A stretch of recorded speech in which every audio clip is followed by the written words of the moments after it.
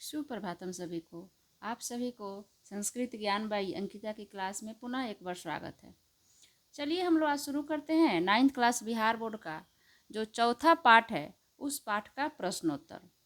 यह पाठ हम लोग पीछे वाले क्लास में पढ़ चुके हैं। वह जो पाठ है उसका प्रश्नोत्तर आज के क्लास में हम लोग अध्ययन करेंगे। ठीक है, तो शुरू करते हैं आज की अपनी क्लास। मौखिक प्रश्न पहले दिया हुआ है। पहले जो मौखिक प्रश्न है उसको हम लोग देख लेते हैं। 1 नंबर में लिखा है उत्तराणी वदत, मतलब उत्तर देना है। क इसका क्या कह रहा है क्वेश्चन, अस्माकं प्राचीना संस्कृति ही कुत्र सुरक्षिता अस्ति। हम लोग का जो प्राचीन संस्कृति है वह कहाँ सुरक्षित है दोस्तों। तो आगे हम लोग देखते हैं, कह रहा है कि अस्माकं प्राचीना संस्कृति कहाँ सुरक्षित है, तो वेदों में सुरक्षित है। कहाँ सुरक्षित है, वेदों में सुरक्षित है। ख नंबर का देखिए, ख नंबर में कह रहा है वेदा कति संति, वेद कितने हैं। ठीक है, तो वेदा चत्वार संति, वेद जो है 4 है। ख का प्रश्न जो है उसका उत्तर हो जाएगा वेद 4 है, वेद चत्वार संति।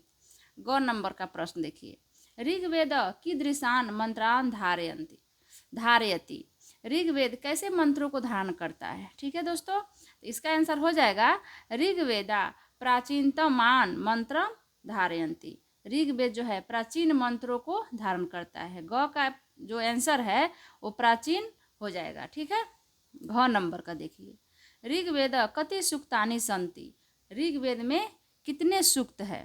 तो ऋग्वेदे 1028 सूक्तानि सन्ति, ऋग्वेद में 1028 सूक्त है दोस्तों।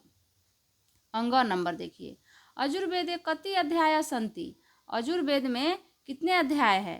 तो यहाँ इसका आंसर हो जाएगा अजुर्वेदे चत्वारिंशत् अध्याय सन्ति, अजुर्वेद में 40 अध्याय है, जो कि हम लोग पीछे के क्लास में पढ़े थे दोस्तों। अगर आप लोग क्लास नहीं देखे होंगे तो जाकर इसके पीछे वाले वीडियो में हम लोग इसका अध्ययन कर चुके हैं, आप लोग भी देख लीजिएगा।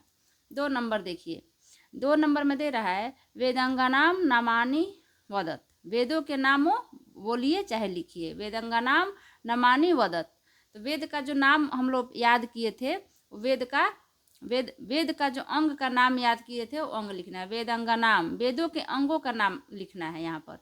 तो इसका जो अंग हो जाएगा, वेदों के अंग हम लोग पढ़े थे पीछे के क्लास में, शिक्षा, कल्प, व्याकरण, निरुक्त, छंद और ज्योतिष, 6 होते हैं। वेद के जो अंग होते हैं वो कितने होते हैं, तो 6 प्रकार के होते हैं दोस्तों। उसको याद कर लीजिएगा, ये एग्जाम में भी क्वेश्चन पूछता है। चलिए आगे हम लोग लिखित प्रश्न देखते हैं। अधोलिखित प्रश्न नाम उत्तराणी संस्कृत भाषा लिखत, नीचे लिखे गए प्रश्नों का उत्तर संस्कृत भाषा में लिखें दोस्तों। तो क नंबर में देखिए, क नंबर प्रश्न क्या कह रहा है, संसारस्य प्राचीनतम साहित्यम कुत्र उपलभ्यते, संसार का जो प्राचीन साहित्य है वह कहाँ मिलता है। तो संस्कार का जो सबसे प्राचीन साहित्य है वो वेद में मिलते हैं, जो वेद है उसमें सुरक्षित है हम लोग का प्राचीन साहित्य। तो इसका हो जाएगा संसारस्य प्राचीनतम साहित्यम वेदेषु उपलभ्यते, यानी कि वेदों में मिलते हैं। ख नंबर प्रश्न क्या बोल रहा है, इसका जो है ऋग्वेद कति मंडलेषु विभक्त, दोस्तों ऋग्वेद कितने मंडलों में विभक्त है प्रश्न कह रहा है। इसका आंसर हो जाएगा ऋग्वेद 10 मंडलेषु विभक्त, ऋग्वेद 10 मंडलों में विभक्त है। ग नंबर का प्रश्न देखिए, सामवेद ऋग्वेदस्य कीदृशः मंत्रः संकलित, सामवेद में ऋग्वेद का कैसा मंत्र संकलित है दोस्तों। इसका उत्तर हो जाएगा गयात्मक, सामवेद में ऋग्वेद का कैसा मंत्र संकलित है, तो गयात्मक मंत्र संकलित दोस्तों। इसका आंसर हो जाएगा घ नंबर का, अथर्ववेदस्य 12 कांडे कस्या स्तुति, अथर्ववेद के 12 कांड में मतलब कि 12वें कांड में किसकी स्तुति की गई है। तो अथर्ववेदस्य 12 कांडे भूमि सूक्ते, भूमि की स्तुति की गई है, मातृभूमि सूक्ते की गई है। अब अंग नंबर का देखिए, वेदांगानि कति सन्ति तेषां नामानि लिखत, वेदों के अंग कितने होते हैं उनके नाम लिखे।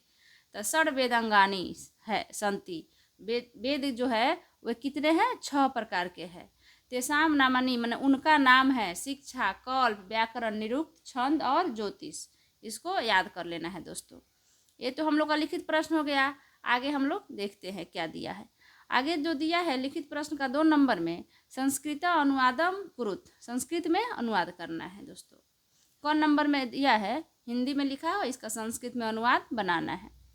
वेद 4 है, ठीक है। इसका जो अनुवाद हो जाएगा, वेदा चत्वारः सन्ति, ठीक है, वेदा चत्वारः सन्ति।